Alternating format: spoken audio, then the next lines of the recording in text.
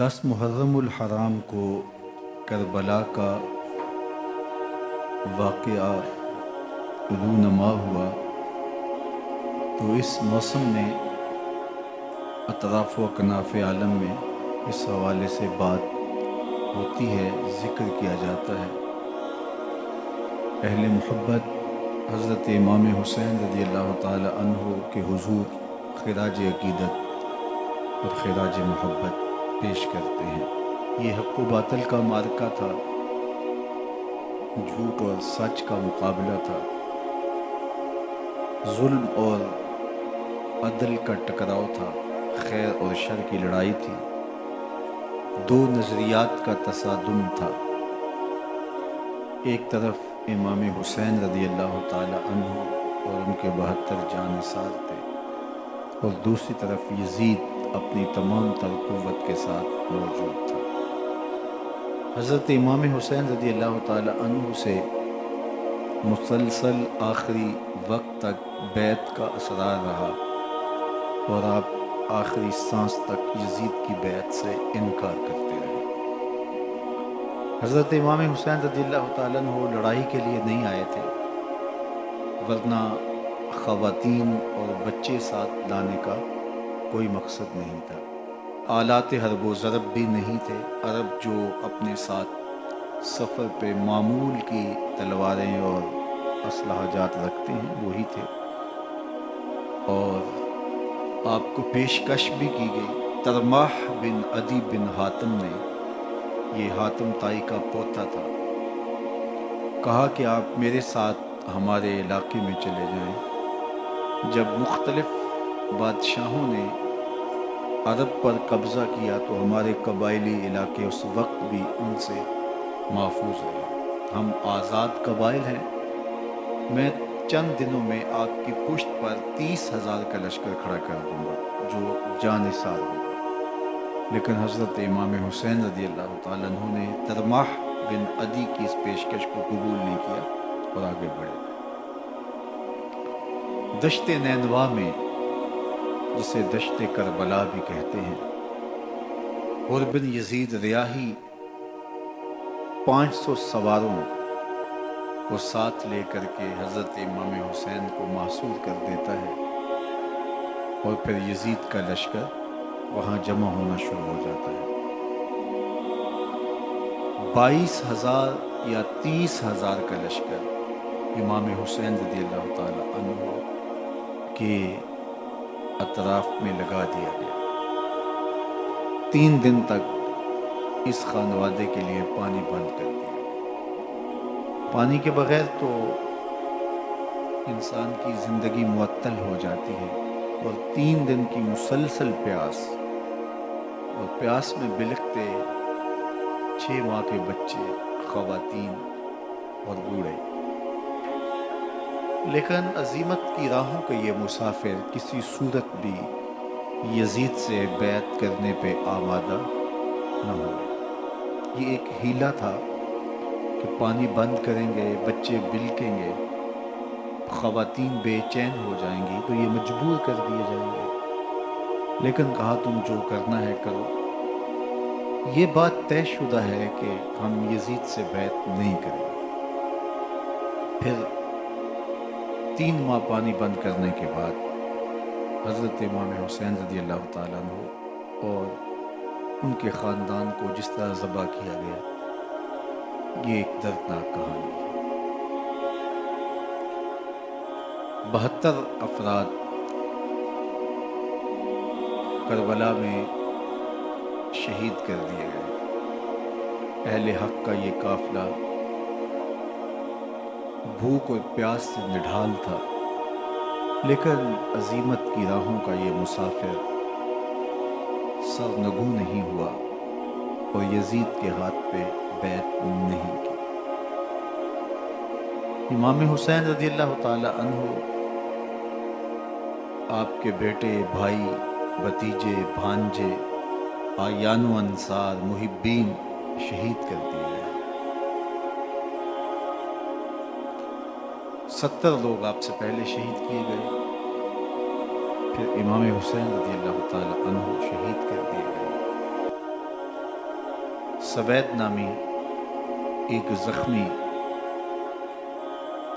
وہ چھری لے کر کے حملہ آور ہوئے اور وہ بھی شہید کر دیے گئے. یہ کربلا کے آخری شہید تھے جو حضرت امام حسین کے بعد شہید ہوئے. لیکن ان کی خون آشام تلواروں کی ابھی پیاس نہیں بجھی اور ان کی آتش غیظ و غضب ابھی ٹھنڈی نہیں ہوئی. شمز الجوشن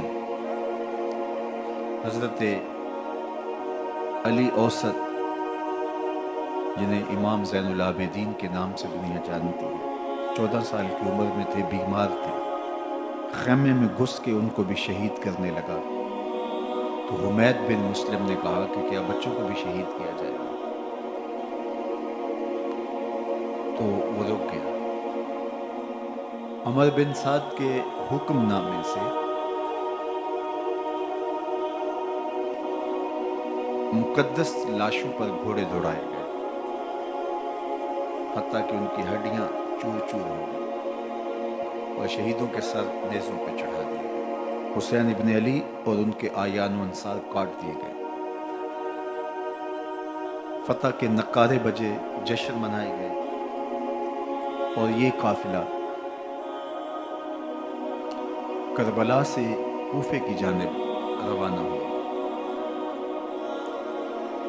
شہیدوں کے سر نیزوں پہ آگے آگے چل رہے ہیں اور اونٹوں کے اوپر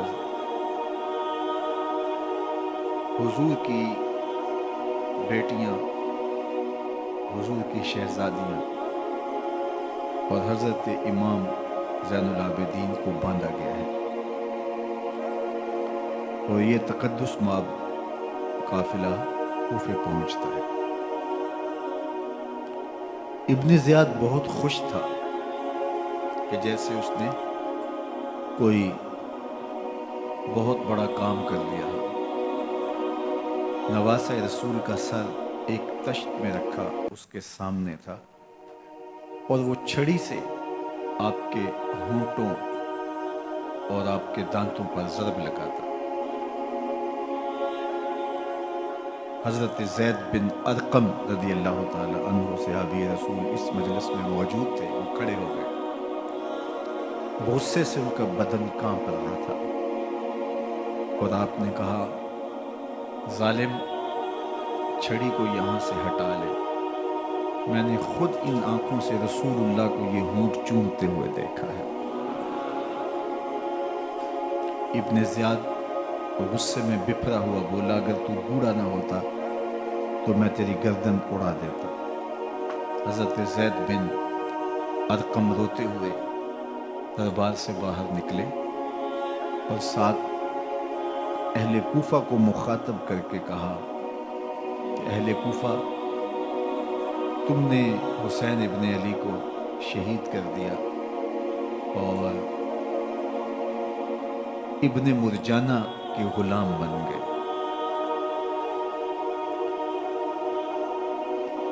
حضرت زینب سلام اللہ علیہا ایک کونے میں بیٹھی تھی، پرانے کپڑوں میں ملبوس. ایک وہ وقت بھی تھا کہ سیدہ زینب سلام اللہ علیہا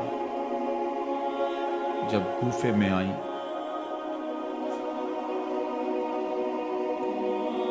سیدنا علی المرتضیٰ کے زمانے میں، ان کے دور خلافت میں دارالخلافہ کوفہ متعین ہوا. تو یہ مدینے سے کوفے آئیں تو اس وقت کوفے کی معزز خواتین نے ان کا استقبال کیا. خلیفۃ المسلمین کی شہزادی، رسول اللہ کی بیٹی سیدہ فاطمہ الزہرا کا عکس حضرت زینب سلام اللہ علیہا کوفے میں داخل ہوئیں.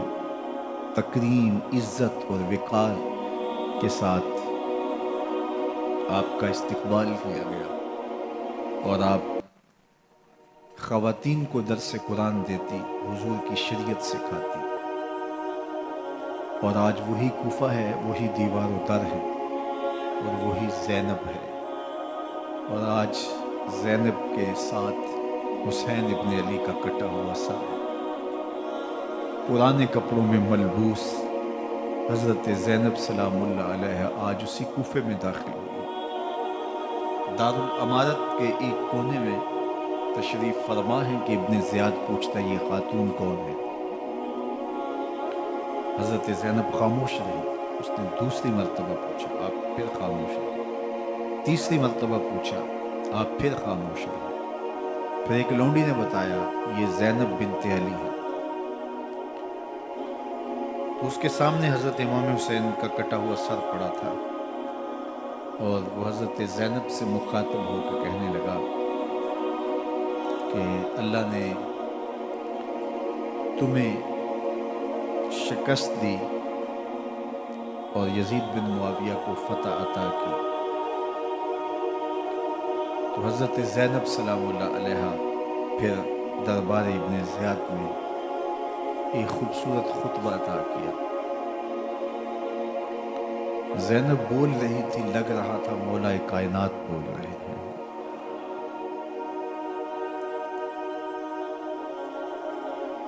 یہ خطبہ بامر مجبوری تھا، ابن زیاد کی خرافات کا جواب تھا۔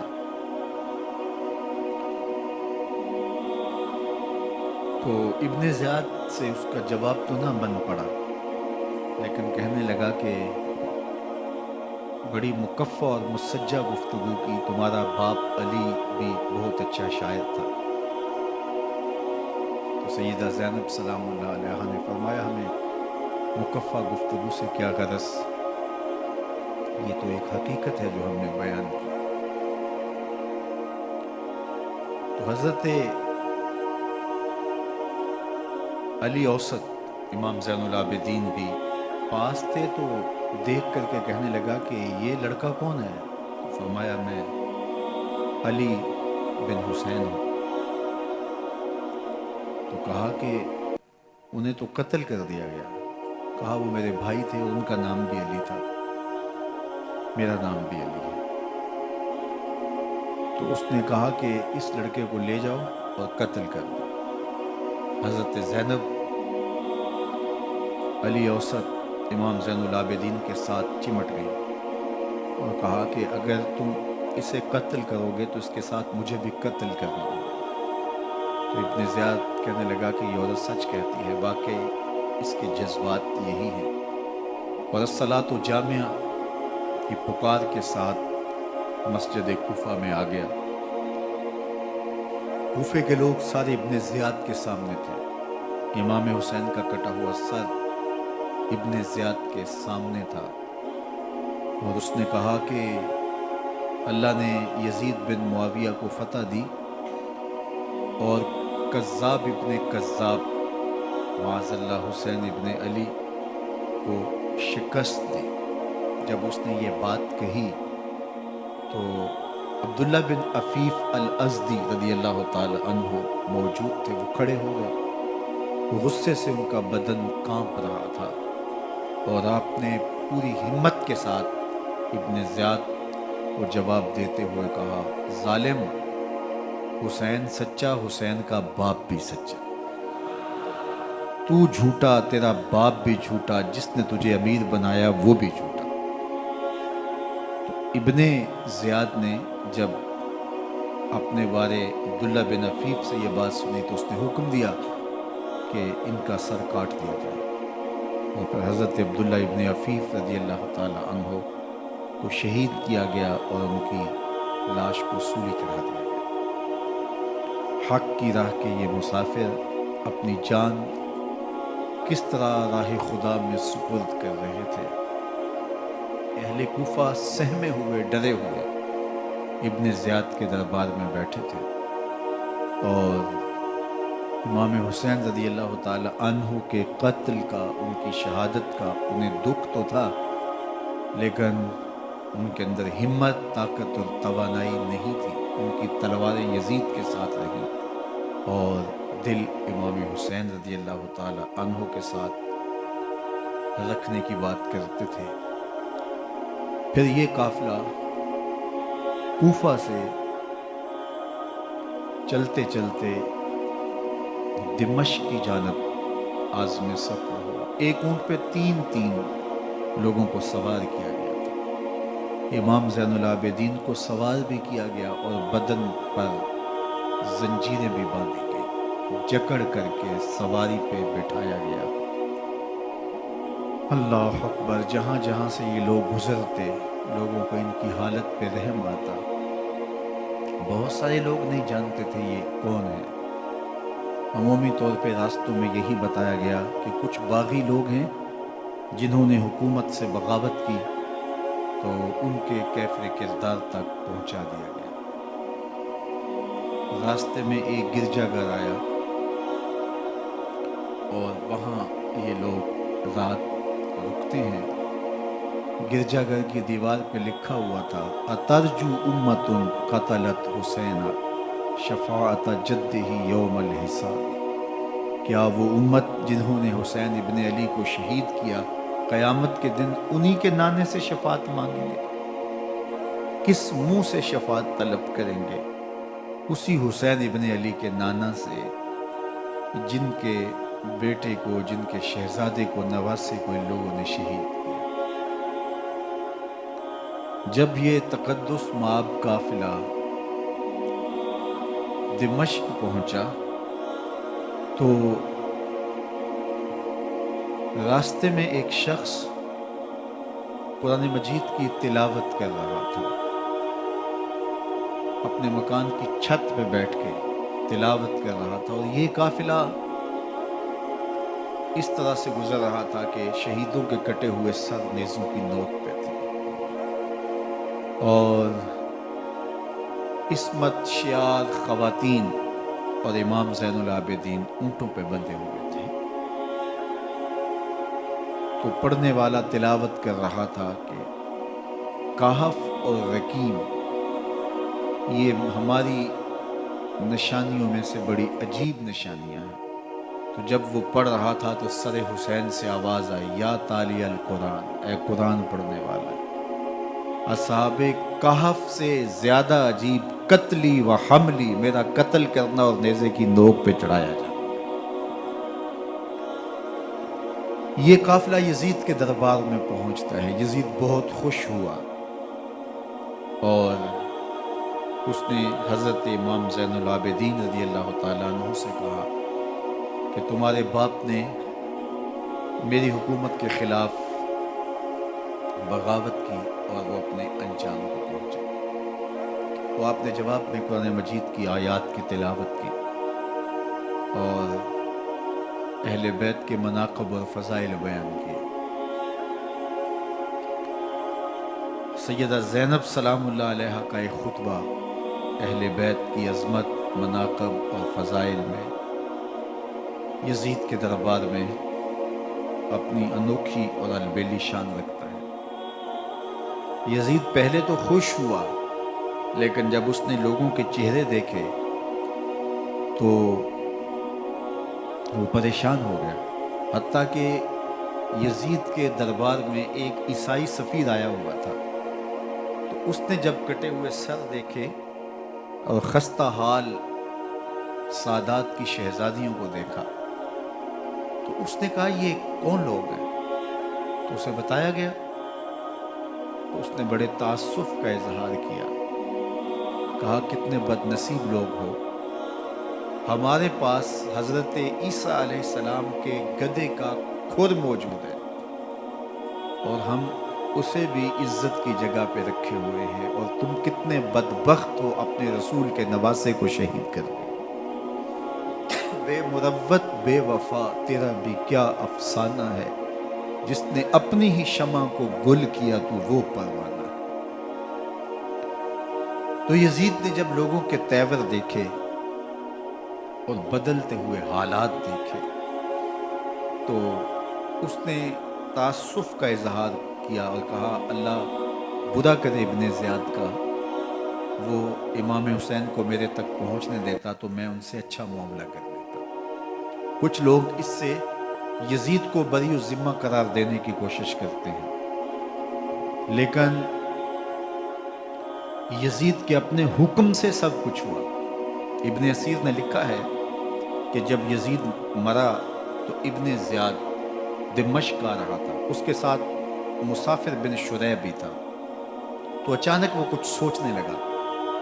تو مسافر بن شریح نے کہا کہ ابن زیاد میں تمہیں بتاؤں تم کیا سوچ رہے ہو؟ کہا بتاؤ۔ کہا تم یہ سوچ رہے ہو کہ میں نے نواسہ رسول کو شہید کیوں کیا؟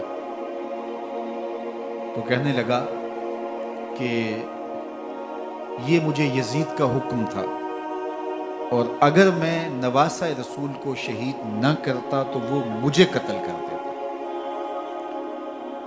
اور جب مسلم بن عقبہ کو مدینہ المنورہ کی حرمت کو پامال کرنے کے لیے اور حضرت عبداللہ ابن زبیر رضی اللہ تعالیٰ عنہ کی خلافت کے اعلان کے بعد مکہ المکرمہ پر حملے کے لیے جو یزید نے بھیجا، تو اس سے قبل اس نے ابن زیاد کو کہا کہ یہ کام تم کرو۔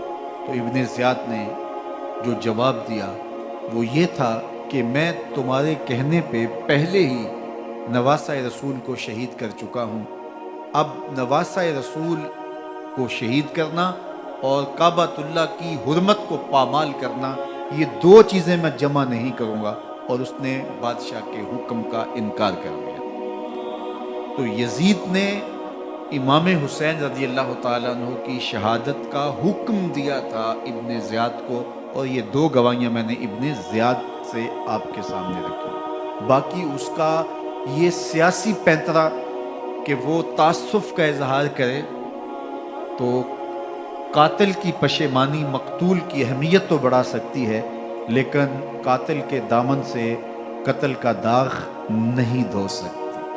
تو حضرت امام حسین رضی اللہ تعالی عنہ کا قتل یزید کو اب نظر آ رہا تھا مجھے بہت مہنگا پڑے گا، آخرت تو برباد ہوئی ہی ہوئی، دنیا بھی میں نے برباد کر لی، اور میری حکومت بھی مستحکم نہیں رہ سکے گی۔ تو اب اس نے یہ کہنا شروع کر دیا کہ خدا برا کرے ابن مرجانہ کا کہ وہ راستہ دے دیتا اور امام حسین کو میرے تک پہنچ دیتا۔ حضرت امام زین العابدین سے اب وہ لجاجت کرنے لگا اور کہنے لگا کہ حضرت آپ کچھ ارشاد فرمائیے۔ تو آپ نے تین چیزیں ارشاد کی۔ آپ نے فرمایا ایک تو ہمیں خیریت سے مدینے بھیج دو، اور دوسری بات کہ قاتلان حسین کو ان کے کیفر کردار تک پہنچاؤ، اور تیسری بات مجھے دمشق کی جامعہ مسجد میں خطبہ جمعہ کی اجازت دو۔ اس نے کہا کہ خطبہ جمعہ کی اجازت بھی دیتا ہوں، آپ کو خیریت سے مدینہ المنورہ بھی روانہ کر دیا جائے گا، لیکن قاتلان حسین کو کیفر کردار تک پہنچانا یہ میرے بس میں نہیں ہے، یہ ممکن نہیں ہے۔ اب مجھے بتائیے، حاکم وقت ہو اور اتنا بڑا سانحہ اور واقعہ ہو گیا ہو، تو وہ وہیں کھڑے کھڑے معذرت کر لے کہ یہ اس بات کو رہنے دو، تو اس کا مطلب سمجھنے میں کسی بھی باشعور شخص کو دیر نہیں لگتی۔ اسے چاہیے تھا کہ وہ کہتا کہ میں اس کی تحقیق کروا کے جو بھی مجرم ہے وہ کیفر کردار تک پہنچے گا، اور آپ نہ بھی کہتے تو یہ میں کرتا چونکہ میں حاکم وقت ہوں۔ لیکن اس نے فوراً کہا کہ یہ ممکن نہیں ہے، تو اس کا مطلب کیا کہ مجرم میں خود ہوں، تو میں اس سے جو ہے وہ بچنا چاہتا ہوں۔ تو اس نے حضرت امام زین العابدین کو کہا دو شرطیں تو قبول ہیں، لیکن یہ تیسری شرط قبول نہیں ہے اور یہ ممکن نہیں ہے۔ تو یہ واضح اس بات کا اشارہ ہے کہ یزید کے حکم سے، اس کی منشا سے اور اس کے کہنے سے حضرت امام کو شہید کیا گیا، اور اس نے حضرت امام حسین رضی اللہ تعالی عنہ کے مبارک لبوں پر چھڑیاں بھی ماری اور آپ کے دانتوں پر ضربیں لگائی چھڑیاں۔ وہ تو ایک صحابی وہاں موجود تھے جو کھڑے ہو گئے، انہوں نے کہا ارفع ھذا القدیب عن ھاتین الشفتین، ان ہونٹوں سے چھڑی ہٹا لے، میں نے ان آنکھوں سے رسول اللہ کو یہ ہونٹ چومتے ہوئے دیکھا۔ جس طرح ابن زیاد کے دربار میں ہوا تو یہاں بھی ہوا۔ اللہ اکبر۔ تو یزید اپنے تئیں خوش تھا، لیکن لوگوں کے احتجاج کی سکت نہیں لا سکتا تھا کہ نواسہ رسول کو شہید کر دیا گیا، تو وہ یوں اپنی بات کو چھپانا چاہتا تھا، اور بات ابن مرجانہ ابن زیاد پہ ڈالنا چاہتا، لیکن ابن زیاد کہتا ہے کہ اگر یزید کے کہنے پہ میں امام حسین کو قتل نہ کرتا تو میں قتل کر دیا جاتا، اور میں غزوہ کعبہ اور قتل امام حسین دونوں کو جمع نہیں کر سکتا، لہٰذا اب میں یزید کا یہ حکم نہیں مانوں گا، اس نے پہلے مجھ سے بہت بڑی زیادتی کروائی۔ یہ تاریخ کی معتبر کتابوں کے اندر موجود ہے۔ اب یزید نے کہا دو باتیں مان لیتا ہوں، آپ کو مدینہ المنورہ بھی رخصت کر دیتے ہیں، اور دوسرا آپ کو مسجد دمشق میں خطبہ کی اجازت بھی دیتے ہیں۔ اللہ اکبر، یہ وقتی تصرف تھا اس کا، ورنہ یہ کون ہے اجازت دینے والا؟ منبر تو حسین ابن علی کے نانے کا ہے۔ خیر، مسجد دمشق میں گئے، لوگوں کا ہجوم تھا، حضرت امام زین العابدین منبر پہ جلوہ فراز ہوئے، خطابت تو ان کے گھر کی لونڈی ہے، تو جب آپ نے کھڑے ہو کر کے خطبہ دیا اور فضائل و مناقب اہل بیت بیان کیے، لوگوں کے سینوں کے اندر آتش محبت اہل بیت کی جوش مارنے لگی۔ یزید ڈر گیا کہ اگر کچھ دیر خطبہ جاری رہا تو کہیں ایسا نہ ہو کہ لوگ میرے خلاف اٹھ کھڑے ہوں، تو اس نے مؤذن کو اشارہ کیا اور وہ اذان دینے لگا، تو اس نے کہا اللہ اکبر اللہ اکبر، تو حضرت امام زین العابدین نے کہا اس میں کوئی شک نہیں کہ اللہ سب سے بڑا ہے۔ پھر کہا اشہد اللہ الہ الا اللہ، تو امام زین العابدین نے فرمایا کہ ہم نے اس بات کی اپنے خون سے گواہی دی ہے کہ اللہ کے علاوہ کوئی معبود نہیں ہے۔ پھر اس نے کہا اشہد ان محمد رسول اللہ، تو حضرت امام زین العابدین نے یزید کی آنکھوں میں آنکھیں ڈال کے کہا یزید دیکھ، اذان میں تیرے نانے کا نام ہے یا میرے نانے کا نام؟ تو حسین ابن علی رضی اللہ تعالیٰ عنہ کا نام کبھی بھی مٹنے والا نہ، زیاد کا وہ ستم رہا نہ یزید کی رہی وہ جفا، رہا تو نام حسین جسے زندہ رکھتی ہے کر۔ یزید نے امام حسین رضی اللہ تعالیٰ عنہ کو راستے سے ہٹا دیا، اس کا خیال تھا کہ یہ باغی ہیں اور میں ان کو کچل دوں۔ حضرت امام حسین شہید کر دیے گئے، ان کا خاندان شہید کر دیا گیا۔ صرف 14 سال کے امام زین العابدین رضی اللہ تعالی عنہ اس حادثے میں، اس واقعہ میں جو ہے وہ بچے، اور سب سے زیادہ دکھ اپنی آنکھوں سے انہوں نے دیکھے، کربلا کا منظر بھی دیکھا، کوفے کا دارالعمارہ بھی دیکھا، اور دمشق کا دربار یزید بھی دیکھا، اور پھر یہاں سے مدینے پہنچ کر اہل مدینہ سے جو سامنا ہوا امام زین العابدین نے وہ لمحے بھی دیکھے۔ کہتے ہیں اس واقعہ کربلا کے بعد حضرت امام زین العابدین کبھی ہنسے نہیں تھے، جب بھی پانی پینے لگتے تو رو پڑتے، انہیں شاید سکینہ کی پیاس یاد آ جاتی تھی۔ امام زین العابدین کا رنگ زرد ہو جاتا جب کربلا کی یاد آتی، اور بسا اوقات شہر سے وحشت ہونے لگتی اور دور باہر نکل جاتے اور جا کر کے وہاں خیمہ گاڑ لیتے اور مہینہ مہینہ وہاں ذکر و فکر اور عبادت میں لگے رہتے۔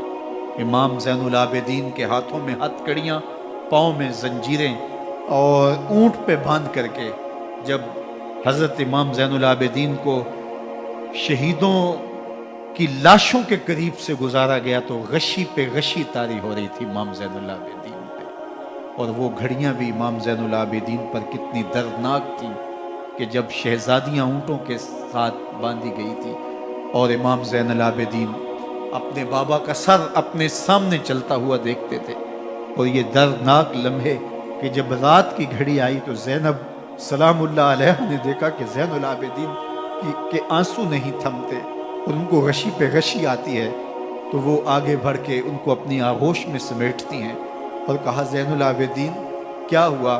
کہا کہ پھپھو جان اگر ہو سکے تو بابا کا سر کچھ دیر کے لیے میری گود میں نہیں آ سکتا ہے۔